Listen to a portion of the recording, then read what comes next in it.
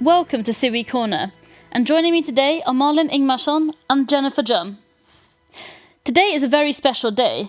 Not only are we going to be celebrating two distinguished Stockholm Water Prize laureates, but also the fact that the prize has been around for 30 years.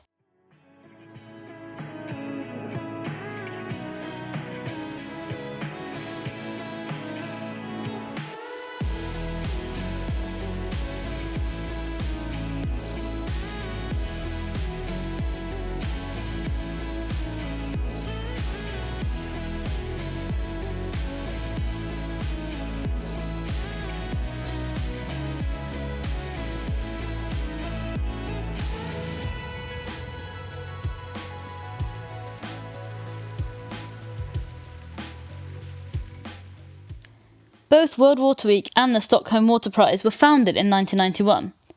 I was also born in 1991, so it was a big year in a lot of ways. But this SIWI Corner isn't about me. We're going to talk about everything that's happened since we founded the Stockholm Water Prize, and how the Stockholm Water Prize laureates have impacted how we think and talk about water. Jennifer, you work with water in an international context. What would you say is the impact of the Stockholm Water Prize in that context? Absolutely enormous. It is a highly respected prize. In fact, they say that it's the Nobel Prize for water, and it's in fact given by the same committee that awards the Nobel Prizes. So it is quite a prestigious prize. It not only awards excellence to those who are most deserving of it, but it also has helped really push water onto the global agenda. Amazing. And there has been a great diversity among recipients. And the Stockholm Water Prize, it's really rewarded many different types of achievements. And that is, it has helped broaden the water debate. And that has been the same trend in the prize, I would say. Amazing. And what do you think of this year's laureates? We're celebrating Dr. John Cherry, a groundwater expert from Canada, and Sandra Postel, a freshwater expert from the US. They are both fantastic water experts, and they have really helped to contribute to broaden the water debate. As an example, now my expertise in landscapes and biodiversity and forests is sought after also within the water community. Amazing. Yeah, I couldn't agree more. I think we all feel indebted to John Cherry and Sandra. I personally feel indebted to them. I think without John Cherry, we wouldn't really understand the wicked problem that is groundwater contamination. And without Sandra, we wouldn't understand the impact that we've had on the water cycle and also solutions to conserving water ecosystems and resources. Yeah, I mean, suffice to say, they have greatly impacted how we think and talk about water. Let's hear from the laureates themselves. First, Sandra Postel. I think over the last 30 years, we've come to understand that water is much more of a global issue now. It affects the global economy. It affects regional peace and security. It affects global food security. And so I think we've come to understand that if you lift any of those big issues up, water is underneath it. And water is really important globally to not only a sustainable economy, but to all of life on Earth, human and non-human. I love hearing her talk about water. She always puts it so well. Absolutely. And that's very much the spirit behind World Water Week this year, the topic of building resilience faster. We can't build resilience faster without nature and nature-based solutions. Yes, and I've noticed the same trend within my work.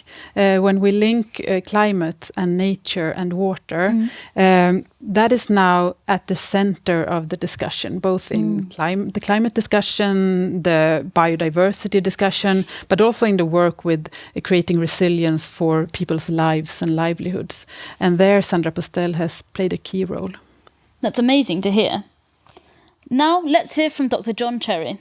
Groundwater makes up 99% of the world's fresh liquid water, and about 50% of the global population drinks groundwater. In the developed countries, in many areas, groundwater is overexploited. But in the poorest parts of the world, groundwater in general is underexploited. There are hundreds of millions of people who need to use groundwater to have a safe drinking water supply. The internet is nearly everywhere around the globe, and this provides a great opportunity to bring groundwater knowledge across the globe to where it's needed. I hope that this prize will stimulate more groundwater monitoring, better management, better groundwater protection, so that groundwater can fulfill its intended role on this planet for sustaining humanity and for sustaining ecological systems. Some food for thought there. Dr. John Cherry has worked tirelessly to help us see and understand the water that we can't see, groundwater. Absolutely. And I think we're going to see groundwater really elevated even more next year. UN Water has decided that the theme of next year is going to be on groundwater. So that is going to really mobilize the global water community to looking at groundwater in a more serious way.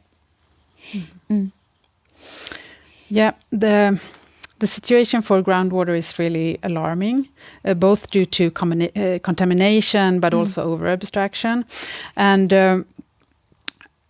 groundwater is crucial for food security, as well as for ecosystems.